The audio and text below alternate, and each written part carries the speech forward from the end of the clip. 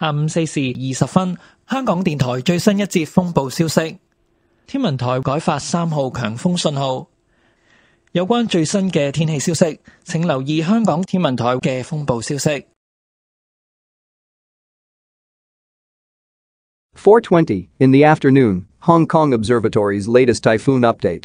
The observatory has already issued the strong wind signal, number 3. Please check and pay attention to Hong Kong Observatory for the latest weather information broadcast. End of the typhoon update. 風暴消息報導完畢。